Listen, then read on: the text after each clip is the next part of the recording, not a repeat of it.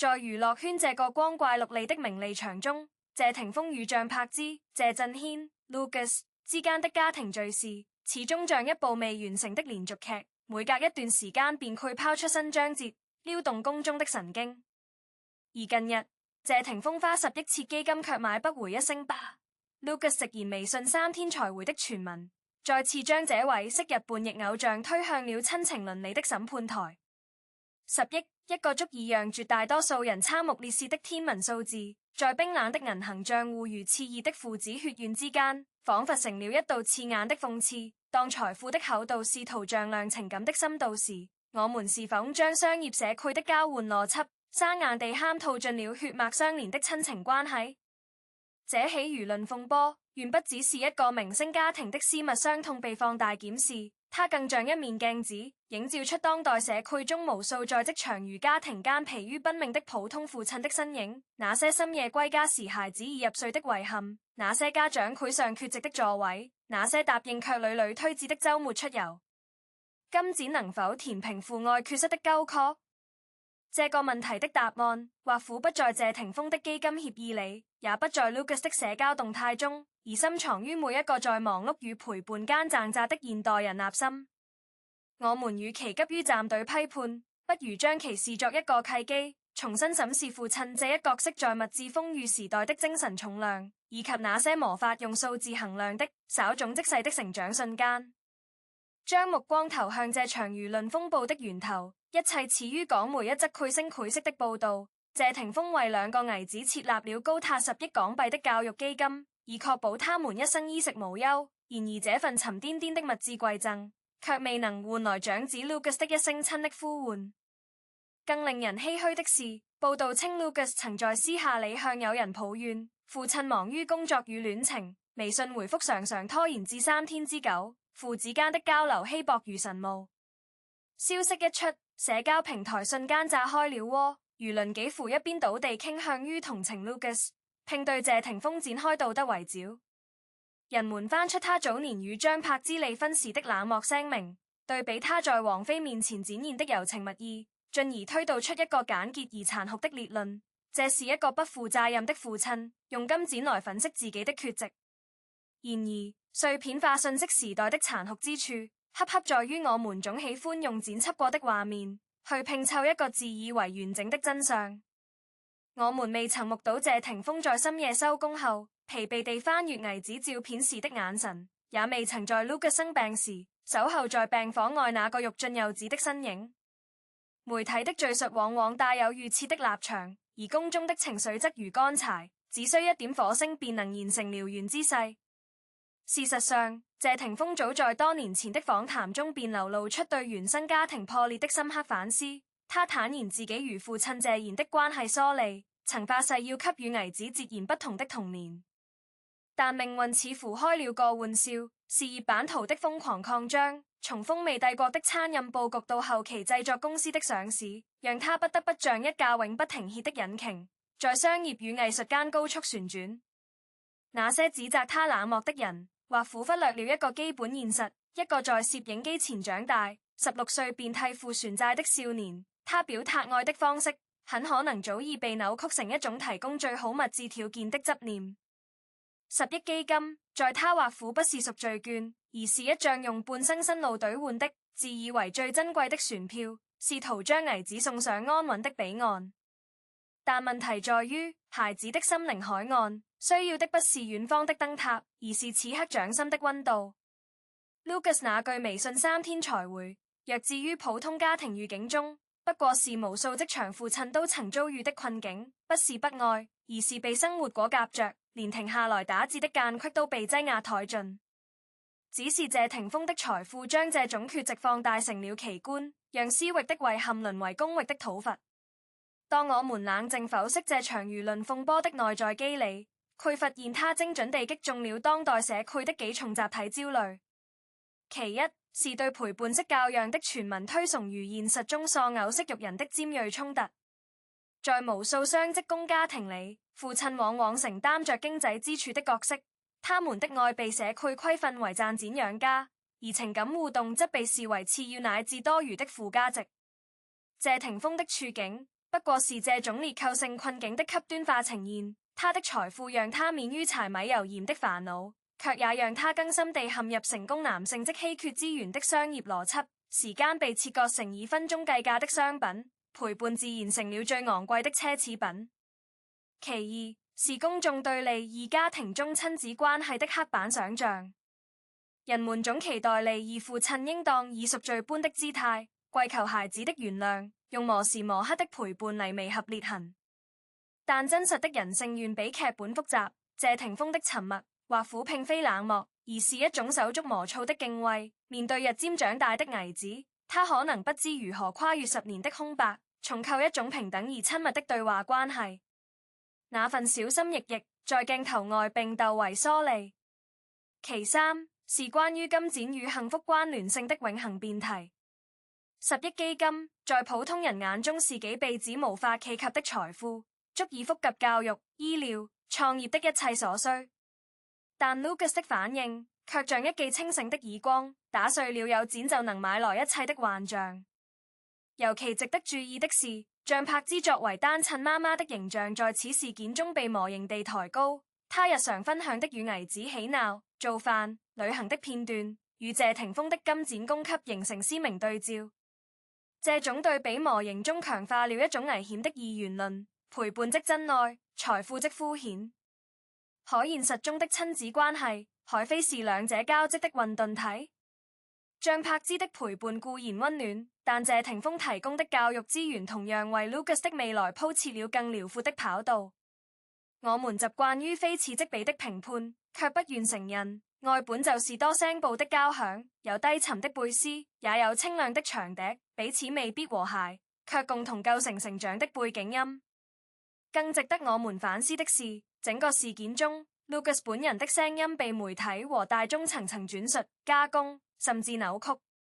一個青春期少年的隨口抱怨，在傳播鏈中被放大為對父親的徹底否定，而他內心的矛盾與掙扎，或苦既渴望父愛，又本能地擁護母親，同時旋想保有對父親的敬意，這種複雜的心理途徑被簡化成了聲討與控訴。我們津津樂道於這些八卦細節，卻很少設身處地去想，如果自己是 Lucas， 面對一個舉國皆知的名人父親，該如何在公眾凝視下安放那份既驕傲又酸楚的情感。謝霆鋒的沉默應對，從公關策略看或苦失分，但從一個父親的角度看，何嘗不是對兒子隱私的最後守護？他從未在公開場合反駁或解釋，任由輿論浪潮拍打自己的形象。這份隱忍背後，或許藏着一種深刻的魔力感，有些裂縫，即便用10億黃金去澆灌，也未必能彌合，因為時間之河早已改道，兩岸的風景再也無法重疊。將視野拉遠，我們會發現，謝霆鋒與 Lucas 的故事並非孤例，而是時代洪流中無數父子關係的印喻。在工業化、城市化高速運轉的齒輪下，父親們被異化為供養機器，他們的情感表達越嚟越依賴物質載體，更好的學歐房、更貴的玩具、更大額的保單，而孩子們的需求卻反向流動，從物質滿足轉向情感認領。這種供需立位，釀成了多少家庭內部隱秘的傷痛？我們批判謝霆鋒時，何嘗不是在批判那個為了項目連續加班錯過孩子家長會的自己？何嘗不是在哀悼那個為了升職而取消家庭旅行的週末？ Lucas 的抱怨之所以引發共鳴，是因為他喊出了無數孩子不敢言說的渴望。我要的不是你的錢，我要的是你這個人。但反過嚟，當謝霆鋒在廚房裏鑽研一道新菜式，或是在剪輯室通宵達旦時，他內心未必沒有閃光兒子的笑臉，只是他認為此刻的拼搏能換來未來更從容的相聚。這是兩代人關於時間界值的認知立位，是付出與感知之間的永恆時差。更值得玩味的是，輿論對謝霆鋒的苛責，部分源於他離婚後的情感走向。如王菲的復合，讓他在大眾眼中成了重色輕子的符號，仿佛一個男人若有了新的愛情，便必然削減對舊家庭的責任。這種私庸，本質上是一種情感潔癖，將複雜的親子關係降庸成一道算擇題。現實中，一個男人可以同時是深情的伴侶與笨拙的父親，這兩種角色並不必然衝突，只是需要極高的智慧與精力去平衡。謝霆鋒或苦未能精通這門平衡術，但他的掙扎與笨拙，難道不正是大部分普通父親的真實寫照嗎？我們捧起手機，嘲笑他的3天回信，卻忘了自己工作群裡那些已讀不回的家常問候。這場狂歡式的批判，本質上是一場集體心理的代償，通過貶低一個明星父親，來緩解自己作為子女或父母身份中的愧疚與遺憾。而 Lucas 一個尚未成年的少年，被無意間推上了道德高地，成為審判父親的象徵性法錘。這對他而言，何嘗不是一種殘忍？他的成長之路，注定要在放大鏡下進行。每一句抱怨都可能被曲解為仇恨，每一次沉默都可能被解讀為默認。我們高喊為了孩子，卻可能正是我們貪婪的窺視，在他與父親之間築起了更高、更冷的牆。回歸事件核心，我們必須清醒地認識到，金錢與父愛絕非零和博弈中的對立面。謝霆鋒設立的10億基金，無論其動機多麼複雜，客觀上為兩個兒子提供了抵禦風險的物質長城。當 Lucas 未來選擇大學、創業或任何人生道路時，這筆基金賦予他的自由餘底氣是無法被否定的。而3天回微信這一細節，若放置在謝霆鋒的工作強度中審視，他常常要在香港、北京、倫敦之間連轉、拍攝、配耳、錄製節目連續轉。3天回覆未必是情感淡漠，更可能是時間被切割成碎片的無奈。問題的關鍵不在於是否用金錢替代陪伴，而在於雙方是否建立了有效的溝通通道與理解共識。如果謝霆鋒能在忙碌之餘向兒子解釋自己的行程，或是在回覆微信時附上一條語音、一張即興拍攝的風景照，讓 Lucas 感知到父親世界的真實脈動，那麼那些間隔的日子便不再是荒漠，而是有風向標的路途。同樣， Lucas 的抱怨也需要被理解為青春期男孩對親密關係的試探與呼喚，而不是對父親的終極判決。父子關係的修復從不是一道算術題，無法用陪伴的時長減去基金的金額來判斷愛意的正負。它更像一棵被暴雪壓彎的樹，需要春日的暖陽一串串融化枝頭的冰凌，容不得急切，更容不得圍觀者的吹哨助威。那些期待謝霆鋒痛哭流涕、跪求原諒的戲劇化場景，不過是娛樂工業對真實情感的庸俗化消費。現實生活中，和解往往發生在最不經意的瞬間，或苦是一次並肩釣魚的沉默午後，或苦是一起打遊戲時同時發出的笑聲，或苦是餐桌上關於一道菜肴做法的爭論。這些瞬間無法被基金購買，卻也無需刻意製造，他們只在不設防的日常裡悄然萌發。而公眾的過度關注，黑黑扼殺了這種日常的可能性，將每一次父子互動都推上審判席，使原本自然的親近變得僵硬而表演化。行文至此，我們不得不正視一個更為深刻的命題：在社交媒體主宰的時代，私人情感如何逃退被消費的宿命？謝霆鋒與 Lucas 的故事，每一次被翻新、被熱議，都伴隨着點擊量與流量的狂歡。媒體需要衝突，觀眾需要站隊，而真相則在層層濾鏡下越發模糊。我們譴責謝霆鋒用金錢敷衍親情，卻也在用鍵盤的敲擊敷衍自己內心的反思。我們真的關心 Lucas 的心理健康嗎？還是只是借他的經歷來宣洩自己對父權、對資本、對婚姻制度的憤懣？當一條3天回微信的爆料能引發數百條評論時，我們是否意識到自己正在參與一場對未成年人隱私的集體侵犯？ Lucas 有權擁有一個不完美的父親，有權在公眾視線之外與父親吵吵嚷嚷、冚冚絆絆地重建關係。這份權利不應被正義的圍觀者剝奪。同樣，謝霆鋒作為父親，也有權在犯錯與學習之間緩慢成長。他的財富是他努力的成果，不應成為道德枷鎖，將他永遠釘在唯利是圖的十字架上。我們讚賞那些全身心陪伴子女的父親，但也不應貶低那些用另一種方式努力的父親。愛的光譜足夠寬廣，既能容納朝朝暮暮的廝守，也應包容遙相呼應的牽掛。問題的核心不在於金錢本身，而在於雙方是否能坦誠溝通，將物質的饋贈與情感的流動打通成循環，讓孩子明白基金的每一分錢都凝結着父親工作時立過的晚霞與晨曦，讓父親懂得孩子的每一聲抱怨都是對親密關係的急切索求。當我們即將合上這份冗長的觀察報告時，窗外的城市已花燈初上，無數寫字樓裡仍亮着加班的燈光，無數家庭的餐桌旁正坐着一個等待父親歸來的孩子。謝霆鋒與 Lucas 的敘事不過是這宏大都市交響中一個高亢而憂傷的變奏。我們不必急着急將定論，說這是金錢悲劇或父權潰敗，因為生活永遠比戲劇更曖昧、更迂迴。也苦在某個不經意的明天，媒體佢拍到謝霆鋒與 Lucas 並肩看球賽的畫面，或是 Lucas 在社交平台曬出父親寄來的手寫信。那些瞬間不能證明裂痕已修復，卻能證明修復的努力從未停歇。作為旁觀者，我們最體面的姿態，或苦是放下放大鏡，移開麥克風，傳給這對父子一個安靜的、不受審視的成長空間。畢竟，每一段親子關係都有其獨特的韻律與節奏，外人無法指揮，更無權評判。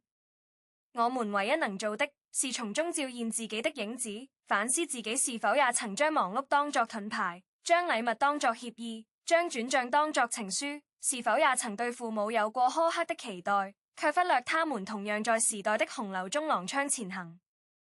金錢或苦買不回一星疤，但一星疤的背後也未必需要金錢的缺席，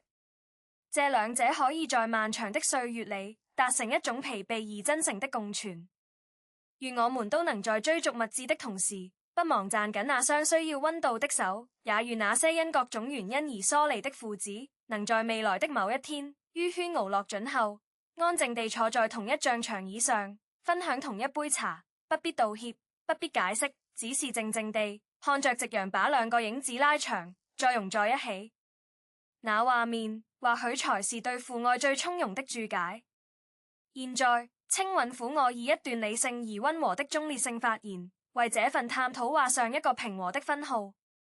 關於謝霆鋒與 Lucas 的父子關係，我們作為局外人，永遠只能窺見海面上的冰山一角，而水下更濃大的情感暗流，足於他們私密的家庭敘事。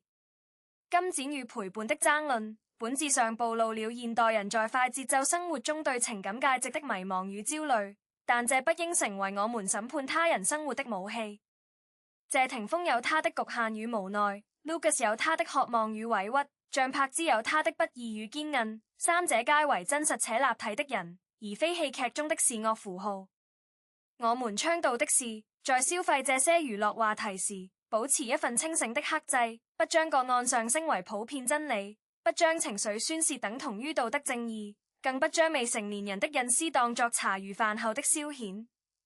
每一對父子都有自己和解的時勾，有的在晨光微露時，有的在暮色蒼茫處，甚至有的和解需要跨越一生的距離。我們所能給予的最好的支持，便是沉默的祝福與信任，相信時間會為真誠的努力鋪路，相信血緣的人性中會找到自己的表達方式。最後，願所有在忙碌中納救的父母都能找到與孩子對話的獨特密碼，願所有在渴望中沉默的孩子都能聽見父愛那沉穩而笨拙的回響。理智吃瓜，溫和共情，讓家庭回歸家庭，讓愛回歸愛本身。這或許是我們這個喧囂時代最稀缺也最珍貴的教養。